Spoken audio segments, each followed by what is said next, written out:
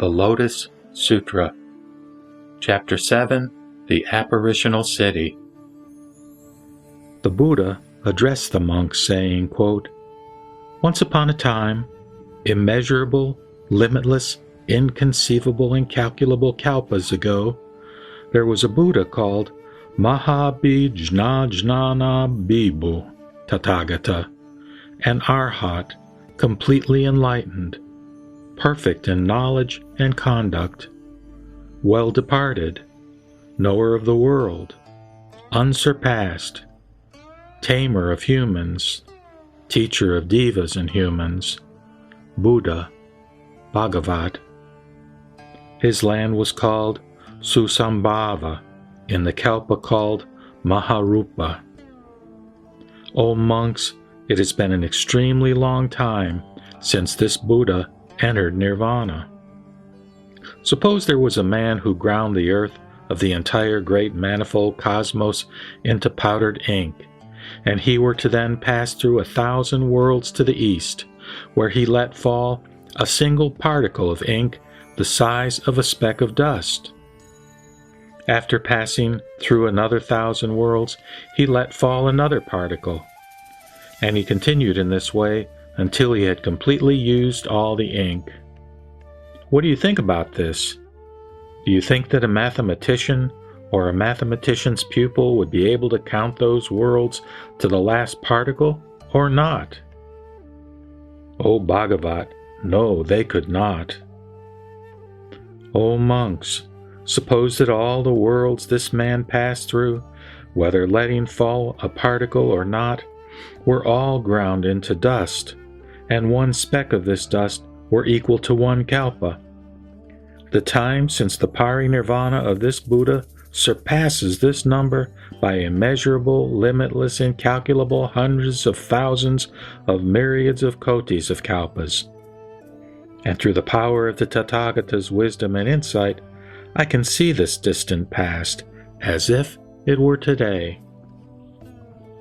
Thereupon, the Bhagavat, wanting to elaborate on the meaning of this further, spoke these verses, quote, "I recall that in the past, immeasurable kalpas ago, there was a Buddha, the most honored among two-legged beings, called Mahabhijnana Bhibu.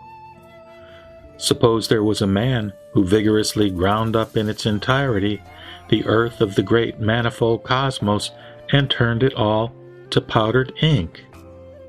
After passing through 1,000 worlds, he let fall one particle of ink, and in this way he continued to let fall particles until he had used up all the ink.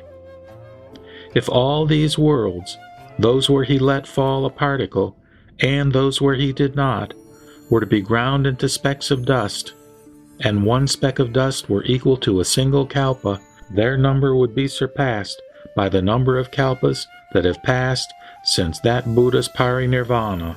So incalculable has this number of kalpas been. With the Tathagata's unobstructed wisdom, I know of these bodhisattvas and sravakas and the parinirvana of this Buddha. It is as if I see his parinirvana today. O monks, you should know that with the knowledge of the Buddha, which is pure and subtle, incorrupted and without obstructions, I perceive what happened immeasurable kalpas ago." The Buddha addressed the monks saying, quote, "The lifespan of this Buddha, Mahabhijnana Bhibu, was 540 myriads of kotis of nayutas of kalpas. When that Buddha was seated on the terrace of enlightenment after having defeated Mara's army, he tried to obtain highest complete enlightenment, yet the Dharma of the Buddhas did not appear to him. In this way, even after having sat cross-legged for 1 to 10 intermediate kalpas, undisturbed in body and mind, the Dharma of the Buddhas still did not appear to him. At that time, a group of 33 devas first prepared for that Buddha a lion seat 1 yojana in height under the Bodhi tree, for this Buddha was to attain highest complete enlightenment on that seat. As soon as the Buddha sat on this seat, all the Brahmas rained down various heavenly flowers for 100 yojanas around. Periodically a fragrant breeze would blow away the withered flowers, and they would rain down fresh ones. In this way, they unceasingly paid homage to the Buddha for a full 10 intermediate kalpas, raining down these flowers continuously until his parinirvana. The devas of the four quarters constantly struck heavenly drums to honor the Buddha, and in the same way, all the other devas made divine music for a full 10 intermediate kalpas until his parinirvana. O monks, the Dharma of the Buddhas appeared to the Buddha Mahabhijnana Bibhu after 10 intermediate kalpas had passed, and he attained highest complete enlightenment. This Buddha had 16 children before he renounced household life. The eldest child was called Jnanakara. Each child had various kinds of rare toys.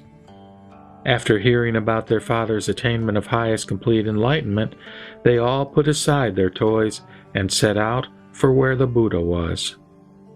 Weeping sad tears, their mothers saw them off. Their grandfather, the wheel-turning sage king, went with them, along with 100 ministers and hundreds of thousands of myriads of kotis of people. When they arrived at the terrace of enlightenment, they all wanted to approach the Tathagata Mahabhijnana Bibhu and pay homage and respect, honor and praise him. They came up to him and bowed until their foreheads touched his feet, and then circled around him. Attentively, with palms pressed together, they gazed at the Bhagavat and spoke these verses. The Bhagavat of great virtuous dignity, in order to bring sentient beings to the path, after immeasurable kotis of kalpas and perfecting all the vows, finally became a Buddha. How wonderful! There is nothing more auspicious. The Bhagavat is truly extraordinary. He sat tranquil for 10 intermediate kalpas, with his body and limbs immobile. His mind was always calm and never distracted. He has attained ultimate eternal tranquility and is firmly established in the incorruptible Dharma. Now, seeing the Bhagavat, who has serenely attained the Buddha path, we receive benefit and celebrate with great joy. Sentient beings, ever suffering, are blind and without a teacher. They are unaware of the path that leads to the extinction of suffering, ignorant of the way to seek liberation. From one blind state to the next, those in the troubled states of being daily increase, while the devas decrease. They never hear the Buddha's name. Now, the Buddha has attained the highest, serene, and incorruptible Dharma. Thus, we and the devas and humans shall obtain the greatest benefit. Therefore, we all bow and pay homage to the highest Lord. At that time, the 16 princes, having praised the Buddha in verse, requested that the Bhagavat turn the wheel of the Dharma, saying, quote, O Bhagavat, teach the Dharma. Put all the devas and people at ease and benefit them through your compassion.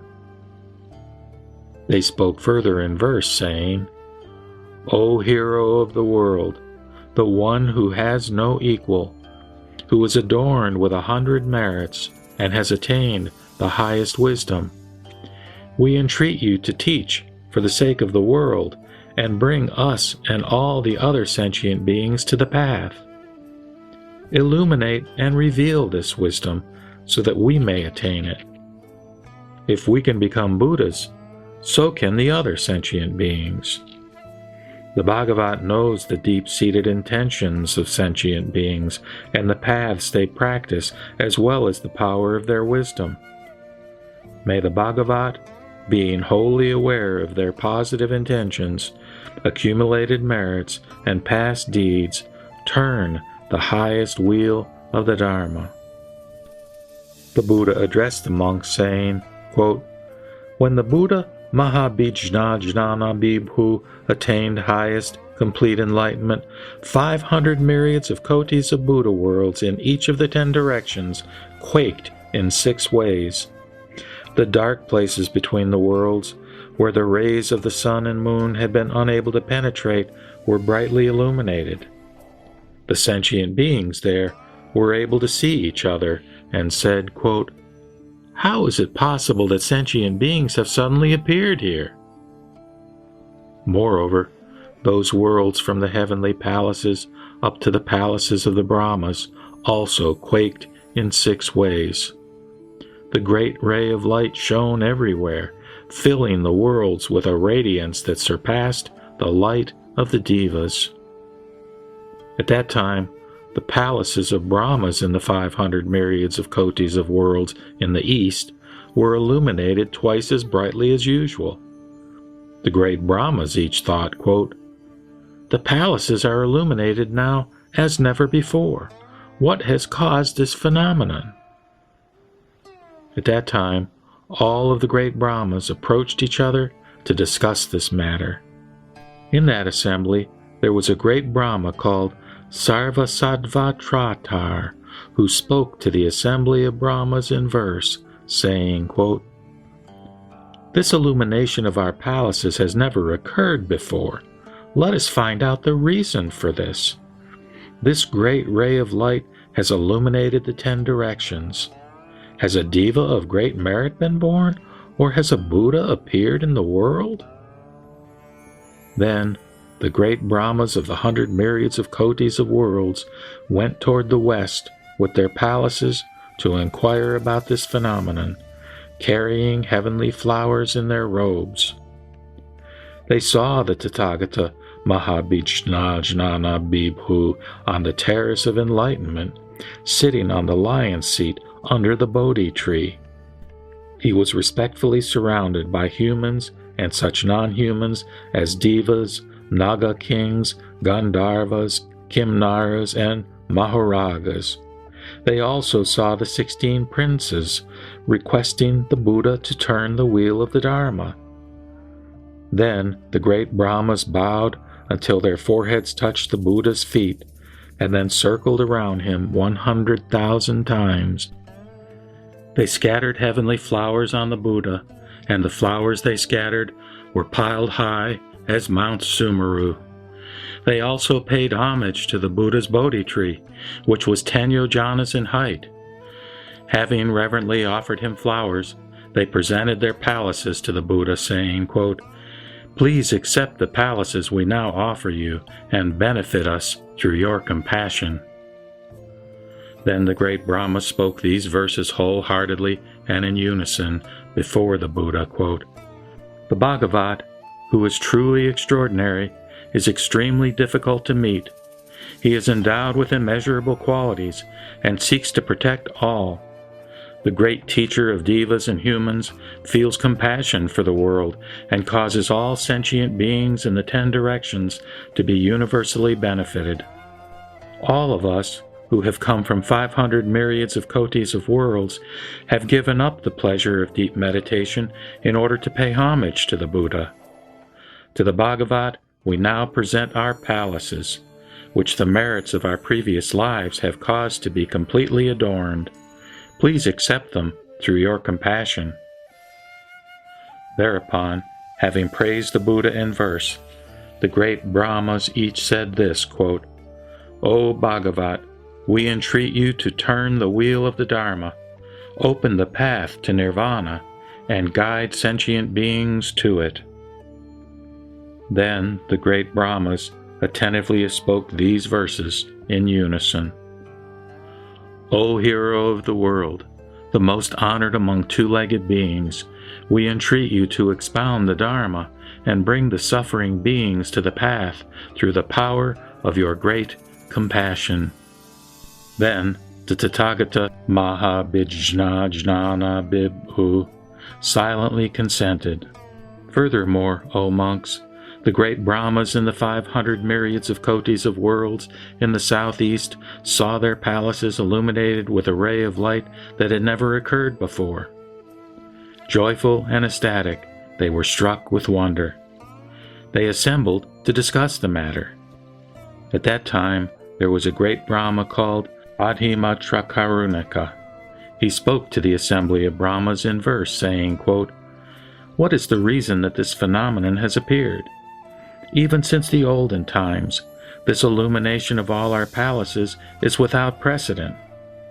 Has a diva of great merit been born, or has a Buddha appeared in the world? Since we have never seen such a phenomenon, we should seek thoroughly for its source.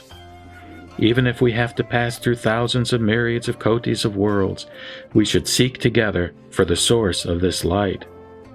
Possibly a Buddha has appeared in the world to save suffering sentient beings." Thereupon, 500 myriads of kotis of great Brahmas went toward the northwest with their palaces, carrying heavenly flowers in their robes, to inquire about this phenomenon. They saw the Tathagata Mahabhijnana Bibhu on the terrace of enlightenment, sitting on the lion's seat under the Bodhi tree. He was respectfully surrounded by humans and such non-humans as Devas, Naga kings, Gandharvas, Kimnaras, and Maharagas. They also saw the 16 princes requesting the Buddha to turn the wheel of the Dharma. Then all the Brahmas bowed until their foreheads touched the Buddha's feet, and then circled around him 100,000 times. They scattered heavenly flowers on the Buddha, and the flowers they scattered were piled up high as Mount Sumeru. They also paid homage to the Buddha's Bodhi tree. Having reverently offered the Buddha flowers, they presented their palaces to him, saying, quote, "Please accept the palaces we now offer you, and benefit us through your compassion." Then the great Brahmas spoke these verses wholeheartedly and in unison before the Buddha, quote, "O great sage, diva of divas, we now bow to the one whose voice is as beautiful as the Kalavinka birds, and who has compassion for sentient beings. The Bhagavat is truly extraordinary, and can only be seen once in an extremely long time. 180 kalpas have passed away fruitlessly, and no Buddhas have appeared during this time. The worlds have been filled with people in the 3 troubled states of being, and the divas have decreased. The Buddha has now appeared in the world to be the eyes of sentient beings. He will be the refuge of the world and will seek to protect all. As the Father of sentient beings, He is the compassionate benefactor. Because of our past merits, we now have the good fortune to be able to meet the Bhagavat." Thereupon, having praised the Buddha in verse, the great Brahmas said this, quote, "O Bhagavat, we entreat you to turn the wheel of the Dharma out of your compassion for all and save sentient beings." Then the great Brahmas spoke these verses wholeheartedly and in unison, quote, "O great sage, make us very happy. Turn the wheel of the Dharma. Reveal the character of all Dharmas. Save the suffering beings. If sentient beings hear this Dharma, they will attain the path and be born as divas. The beings in the troubled states of being will decrease, while those who persevere in the good will increase."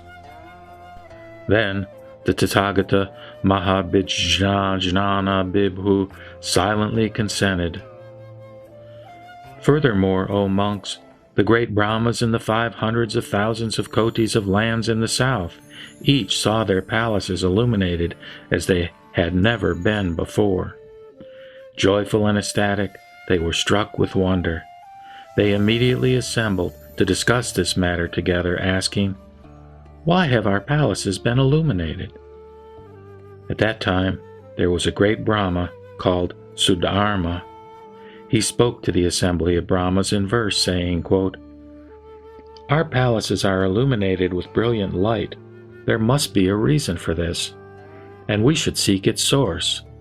We have not seen such a phenomenon during the past hundreds of thousands of kalpas.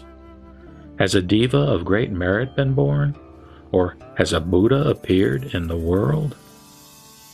Thereupon, 500 myriads of kotis of great Brahmas went toward the north with their palaces to inquire about this phenomenon, carrying heavenly flowers in their robes. They saw the Tathagata Mahavijñānana Bhikkhu on the terrace of enlightenment, sitting on the lion seat under the Bodhi tree. He was respectfully surrounded by humans and such non-humans as devas, Naga kings, Gandharvas, Kimnaras, and Maharagas. They also saw the 16 princes requesting the Buddha to turn the wheel of the Dharma. Then all the great Brahmas bowed until their foreheads touched the Buddha's feet, and then circled around him 100,000 times. They scattered heavenly flowers on the Buddha, and the flowers they scattered piled up as high as Mount Sumeru. They also paid homage to the Buddha's Bodhi tree. Having revered the Buddha with flowers, they offered their palaces to him, saying, quote, "Please accept the palaces we now offer you and benefit us through your compassion." Then the great Brahmas spoke these verses wholeheartedly and in unison before the Buddha. "O destroyer of afflictions, it is extremely difficult to meet a Bhagavat. We are now meeting the Buddha for the first time since 130 kalpas have passed away. Please satisfy sentient beings who are suffering from hunger and thirst by pouring down the rain of the Dharma. O one possessed of immeasurable wisdom, whom we have never met before, today we have encountered the one who appears as rarely as the Udambara flower blooms. Our palaces are beautifully adorned by this ray of light. We entreat you to accept them out of your great compassion." Thereupon, having praised the Buddha in verse, the great Brahma said this, quote, "O Bhagavat, we request that you turn the wheel of the Dharma, thus causing the Devamaras, Brahmas, Shramanas, and Brahmins to be at ease and saving them all."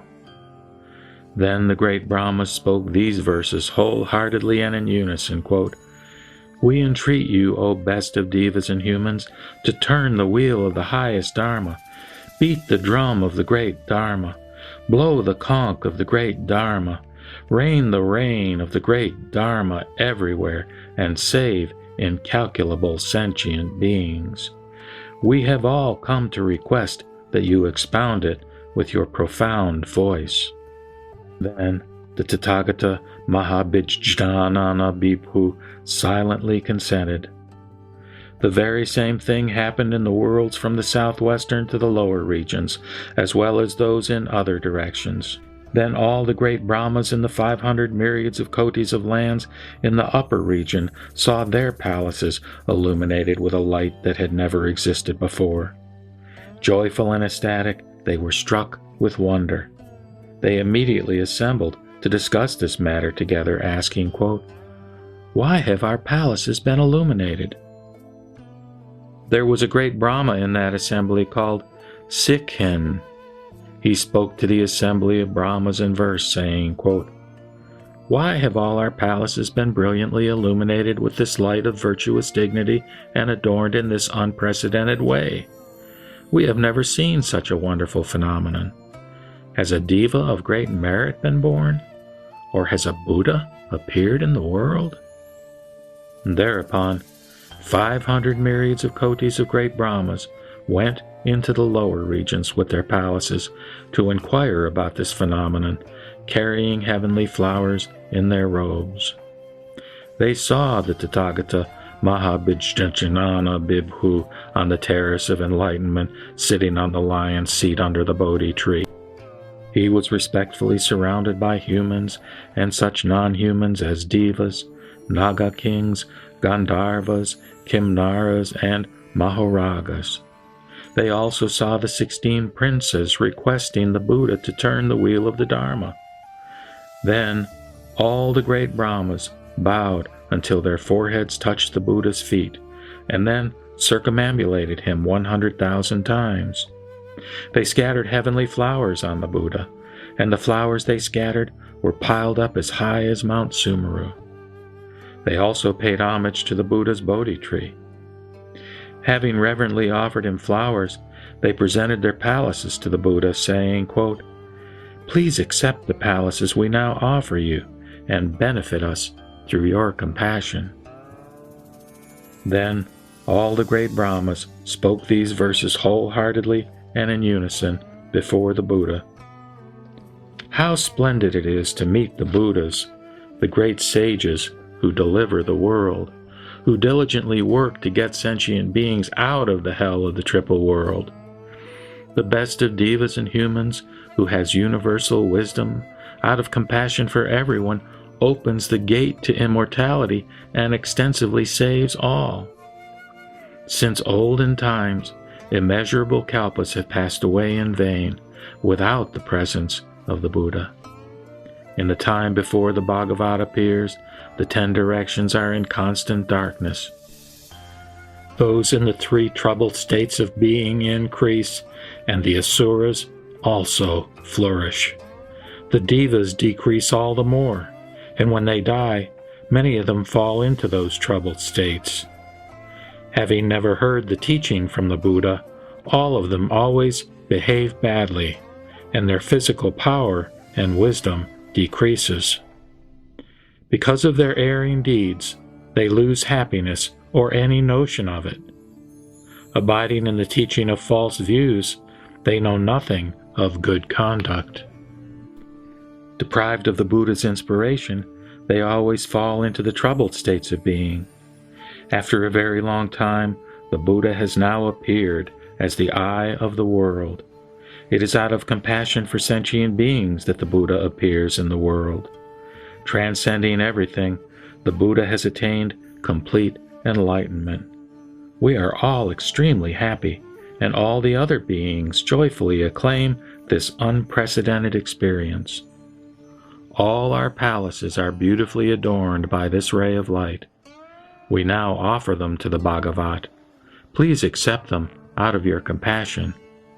By the universal transference of this merit, may we and all other beings together attain the Buddha path. Thereupon, the 500 myriads of kotis of great Brahmas, having praised the Buddha in verse, each spoke to him, saying, quote, "O Bhagavat, we strongly entreat you to turn the wheel of the Dharma, give ease to many, and enable them to attain the path."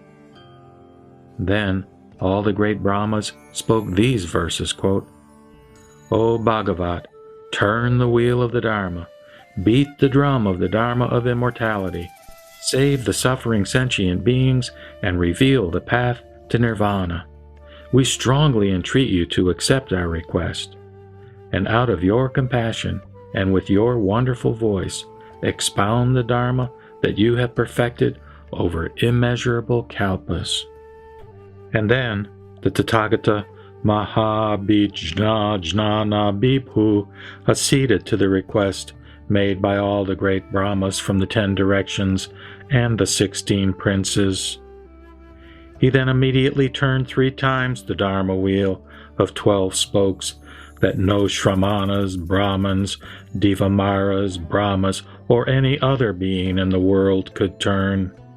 He taught, quote, "This is suffering. This is the origination of suffering.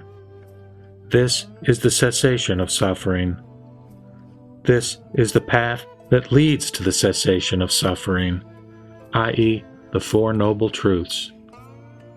He also extensively taught the Dharma of the 12 linked chain of dependent origination, saying, quote, Conditioned states are dependent on ignorance. Consciousness is dependent on conditioned states. Name and form are dependent on consciousness. The 6 sense fields are dependent on name and form.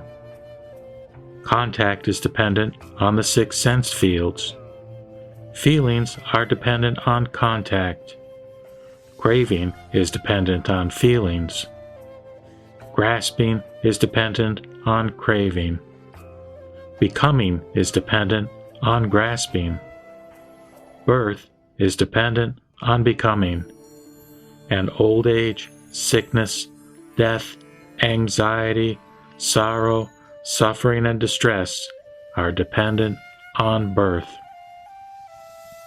When ignorance ceases, then conditioned states cease. When conditioned states cease, then consciousness ceases. When consciousness ceases, then name and form cease. When name and form cease, then the 6 sense fields cease. When the 6 sense fields cease, then contact ceases. When contact ceases, the feelings cease. When feelings cease, then craving ceases. When craving ceases, then grasping ceases. When grasping ceases, then becoming ceases. When becoming ceases, then birth ceases. When birth ceases, then old age, sickness, death, anxiety, sorrow, suffering, and distress cease. When the Buddha explained this Dharma to the great assembly of the devas and humans, at that time 600 myriads of kotis of nayutas of people, because they were not attached to any existent thing, became free of all corruption. All of them perfected profound meditations, the 3 sciences, the 6 transcendent powers, and were endowed with the 8 liberations. When he taught the Dharma for the 2nd, 3rd, and 4th time, thousands of myriads of kotis of nayutas of sentient beings, equal to the sands of the Ganges River, who were not attached to any existent thing, became free of all corruption. Innumerable, immeasurable, incalculable Shravakas followed in their turn. At that time, the 16 princes, who were still young, renounced household life and became Shramaneras. All their faculties were sharp, and their wisdom was penetrating. They had paid homage to hundreds of thousands of myriads of kotis of Buddhas, practiced the pure path of discipline and integrity, and sought highest, complete enlightenment. They all spoke to the Buddha, saying, quote, "O Bhagavat, all of these immeasurable thousands of myriads of kotis of Shravakas of great merit have all attained perfection. O Bhagavat, you should also expound the teaching of highest complete enlightenment to us. Hearing it, we shall all practice it. O Bhagavat, we aspire for the wisdom and insight of the Tathagata. The Buddha himself knows what is deep in our minds." At that time, 8 myriads of kotis of people in the assembly who served the noble emperor saw the 16 princes renounce household life and appealed to the emperor to allow their own renunciation. The emperor immediately gave his permission. Then the Buddha accepted the request of the Shramaneras. After 20,000 kalpas had passed, he taught to the fourfold assembly this Mahayana Sutra called the Lotus Sutra, the instruction for bodhisattvas and treasured lore of the Buddhas. After the Buddha taught this sutra, all the 16 Shramaneras preserved, recited, and understood it in order to achieve highest complete enlightenment. When the Buddha taught this sutra, all the 16 Shramaneras, the bodhisattvas, completely accepted it. There were also some among the Sravakas who believed it, but all the other thousands of myriads of kotis of sentient beings became confused. The Buddha continuously taught this sutra for 8,000 kalpas without stopping. After teaching this sutra, he immediately entered a quiet place and abided in meditation for 84,000 kalpas. At that time, each of the 16 Shramaneras, the Bodhisattvas, knowing that the Buddha had entered the quiet place and was abiding tranquilly in meditation, ascended the Dharma seat and extensively taught and explained the Lotus Sutra to the fourfold assembly for 84,000 kalpas. Each of them saved 600 myriads of kotis of nayutas of sentient beings, equal in number to the sands of the Ganges River. By revealing and teaching it, they gladdened these sentient beings and awoke in them the thought of highest, complete enlightenment. Having arisen from Samadhi after 84,000 kalpas had passed, the Buddha Mahabhijna Bibhu approached the Dharma seat and sat down with complete mindfulness. He addressed everyone in the assembly, saying, quote, "These 16 Shramaneras, Bodhisattvas, are extraordinary. All their faculties are sharp, and their wisdom is penetrating. In times past, they have paid homage to immeasurable thousands of myriads of kotis of Buddhas and have constantly practiced the pure path of discipline and integrity under them. They preserved the wisdom of the Buddhas and revealed it to sentient beings, causing them to enter into it. All of you should approach and pay them homage again and again. Why is this?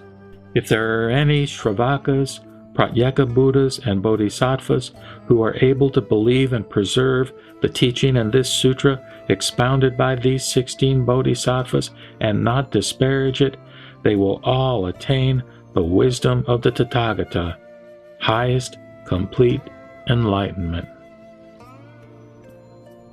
The Buddha addressed the monks, saying, quote, "These 16 Bodhisattvas always willingly taught this Lotus Sutra. Each Bodhisattva has inspired 600 myriads of kotis of nayutas of sentient beings equal in number to the sands of the Ganges River. In life after life, they remained with these Bodhisattvas, and, hearing this teaching from them, they believed and understood. For this reason, they were able to meet 4 myriads of kotis of Buddha Bhagavats during a period uninterrupted up to the present. O monks, I shall now tell you that these 16 Shramaneras, disciples of that Buddha Mahabhijna Bibhu, have now attained highest complete enlightenment and presently teach the Dharma in the lands of the 10 directions. There are immeasurable hundreds of thousands of myriads of Bodhisattvas and Shravakas who have become their attendants. 2 of these Shramaneras became Buddhas in the East. One is called Aksobhaya in the land called Abhirati, and the other is called Merakuta. In the southeast, there are 2 Buddhas. One is called Simhaghosa, and the other is called Simhadvaja. In the south, there are 2 Buddhas called Akasapratisthita and Nityaparinirvirta. There are also 2 Buddhas in the southwest. One is called Indradavacha, and the other is called Brahmadavacha. In the west there are 2 Buddhas called Amitayus and Sarvalokadatu Padra Vodvega Prati Utirna. There are 2 Buddhas in the northwest. One is called Tamalapatra Anaganda Bijna. The other is called Merukalpa. In the north there are 2 Buddhas. One is called Meghasvaradipa, and the other is called Megasvara Raja. In the northeast there is a Buddha called Sarva Loka Bhaya Achambitat Vavid Vama Sanakara. And the 16th one is myself, Buddha Sakyamuni, who in this Saha world achieved highest, complete enlightenment. O monks, when we were Shramaneras, each of us inspired immeasurable hundreds of thousands of myriads of kotis of sentient beings equal in number to the sands of the Ganges River. Those sentient beings who heard the teaching from me attained highest complete enlightenment. There are sentient beings who still abide in the stage of Sravaka and whom I will inspire to attain highest complete enlightenment. By means of this teaching, they will gradually enter the Buddha path. Why is this? The wisdom of the Tathagatas is hard to believe and hard to understand. Those incalculable sentient beings equal in number to the sands of the Ganges River, who were inspired at that time, were you, O monks, and those disciples who will be Shravakas in the future, after my parinirvana. After my parinirvana, there will be disciples who will not hear this sutra, and will neither know nor understand the bodhisattva practice. Yet, through the merit they have acquired, the thought of extinction will awaken in them, and they will enter parinirvana. I will become a Buddha in another land with a different name.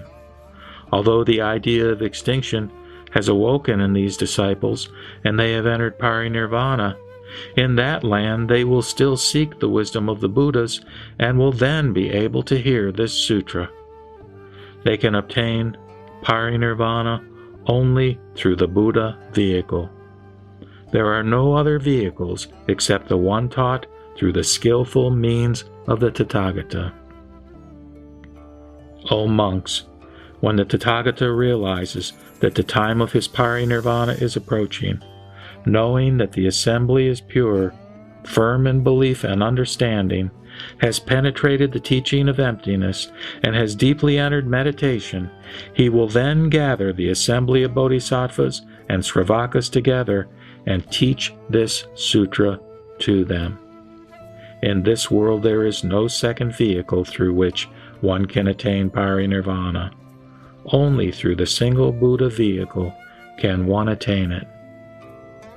You should know, O monks, that the Tathagata, through skillful means, deeply penetrates the dispositions of sentient beings.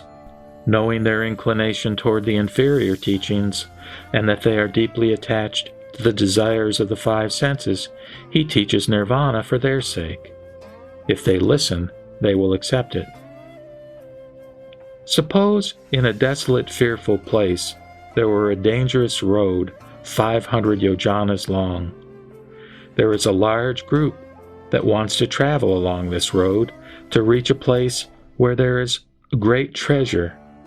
They have a leader who is wise and penetrating, and who knows the passable and impassable parts of this dangerous road very well.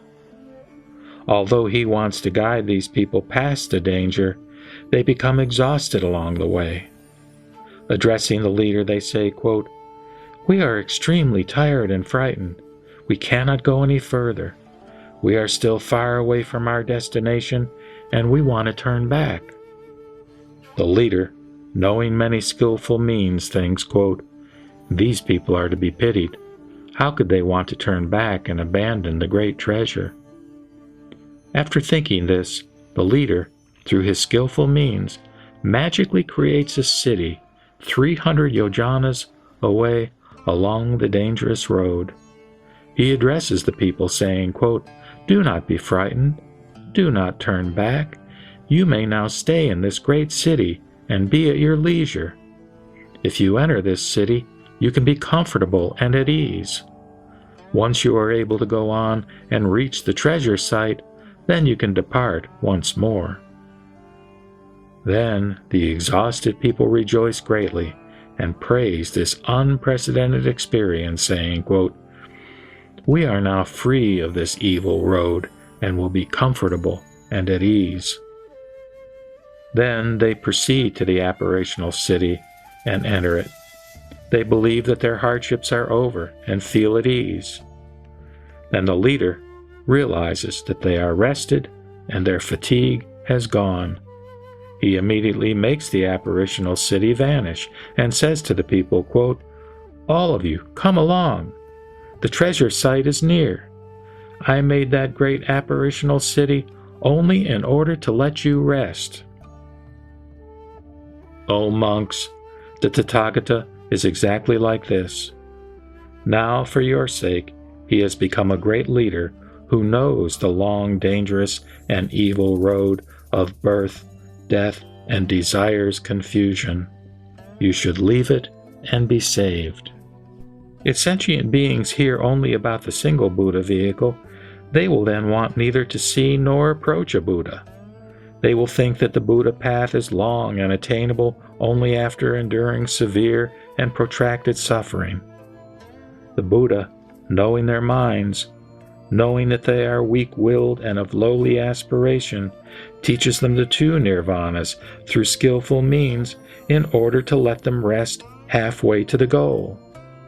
If there are sentient beings who abide in either of these two stages, the Tathagata immediately teaches, quote, "What you have accomplished is not complete. The stage you abide in is close to the wisdom of the Buddhas. You should observe and consider that the nirvana you have obtained is not the true one. It is only through the power of the Tathagata's skillful means that the single Buddha vehicle is explained as three." The Buddha is just like that leader who conjured a great apparitional city to let the people rest. Knowing that they were rested, he addressed them, saying, quote, "The treasure site is near. This city is not real. It is only my invention." Thereupon, the Bhagavat, wanting to elaborate on the meaning of this further, spoke these verses. The Buddha, Mahabhijnana Bibhu, sat on the terrace of enlightenment for 10 kalpas, but still the Dharma of the Buddhas did not appear to him, and he did not attain the Buddha path. The Devas, Naga kings, Asuras, and others constantly rain down heavenly flowers in order to pay homage to that Buddha. The Devas beat heavenly drums and played various kinds of music. The fragrant winds blew the withered flowers away, and then they rained down fresh, beautiful ones. After 10 intermediate kalpas had passed, he then attained the Buddha path, and all the devas and humans became joyful and ecstatic. The 16 princes of that Buddha, surrounded by thousands of myriads of kotis of attendants, came to the place where the Buddha was. Having bowed until their foreheads touched his feet, they requested him to turn the wheel of the Dharma, saying, quote, "O noble lion, fill us and everyone else with the rain of the Dharma. It is extremely difficult to meet a Bhagavat, since he appears only once in a very long time." To get the attention of the beings, the Buddha shook the entire world. The palaces of the Brahmas in the 500 myriads of kotis of lands in the east were illuminated as never before. All of the Brahmas, seeing this phenomenon, came to the place where the Buddha was. They reverently scattered flowers and offered him their palaces. Requesting the Buddha turn the wheel of the Dharma, they praised him in verse. The Buddha knew that the right time had not yet arrived, and although he had been asked, he sat in silence. The other 3 directions, the 4 remaining quarters, and the upper and lower regions were all like this. All the Brahmas scattered flowers, offered their palaces, and requested the Buddha to turn the wheel of the Dharma, saying, quote, "It is extremely difficult to meet a Bhagavat. We entreat you to open wide the gate to immortality and turn the wheel of the highest Dharma through your great compassion." The Bhagavat, having immeasurable wisdom, accepted their request and expounded various teachings, such as the 4 Noble Truths and the 12 linked chain of dependent origination, saying, quote, beginning with ignorance and ending with old age and death, all these derive from birth. You should know about such miseries. When the Buddha expounded this teaching, 600 myriads of kotis of trillions of people attained the complete extinction of all suffering and became arhats. At the time of the second teaching, thousands of myriads of people, equal in number to the sands of the Ganges River, unattached to any existent thing, also attained arhatship. After that, an incalculable number of beings attained the path. Even if one were to count for myriads of kotis of kalpas, one could not finish counting their number. Then the 16 princes renounced household life and became Shramanaras.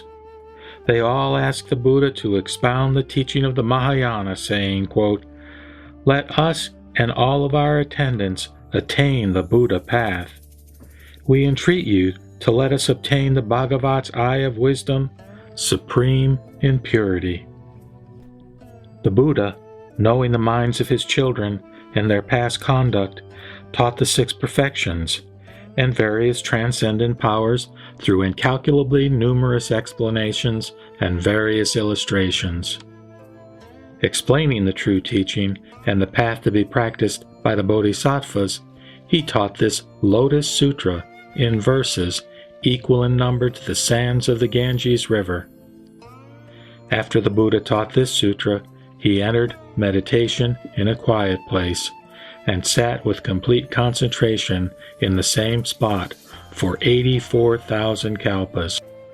Those Shramanaras, knowing that the Buddha had not arisen from meditation, taught the highest wisdom of the Buddhas to immeasurable kotis of beings. Each sat on the Dharma seat and explained this Mahayana Sutra. After the great parinirvana of that Buddha, they propagated the Dharma and inspired others. Each Shramanara saved 600 myriads of kotis of sentient beings, equal in number to the sands of the Ganges River. Those who heard the teaching after the Buddha's parinirvana were always born together with their teachers in various other Buddha lands. These 16 Shramanaras completely cultivated the Buddha path, and now, in the 10 directions, they have attained highest complete enlightenment.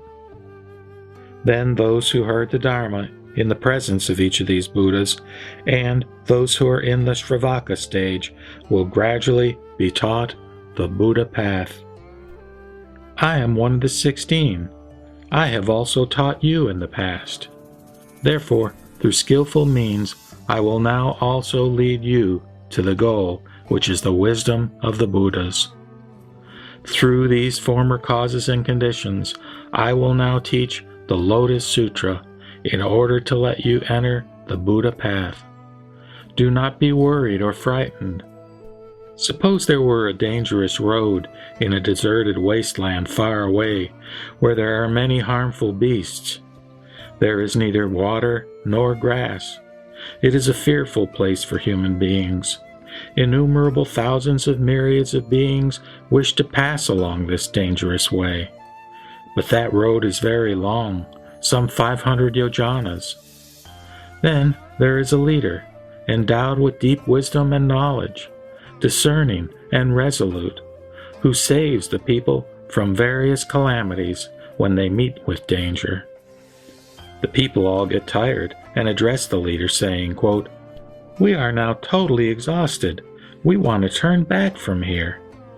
The leader thinks, quote, "These people are really to be pitied. How could they possibly want to return and lose the great treasure?" He immediately thinks of skillful means and how he should now use his transcendent powers. And he makes a great apparitional city, with houses adorned and surrounded with gardens, moats, and ponds. There are fortified gates and tall towers, and it is full of men and women. When the apparition is complete, he immediately consoles the people, saying, quote, "Do not be afraid.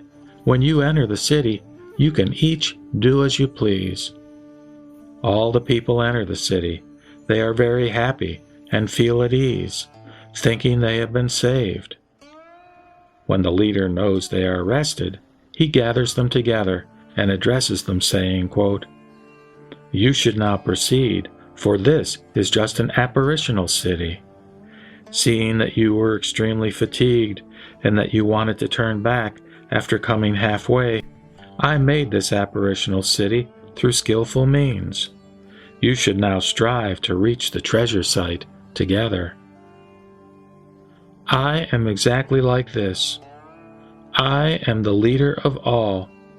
Perceiving that those seeking the way have become timid, have stopped halfway, and are unable to walk to the end of the dangerous road of birth, death, and desire's confusion, I use skillful means and teach nirvana so that they may rest, saying, quote, "You have extinguished suffering, and you have completed what must be done."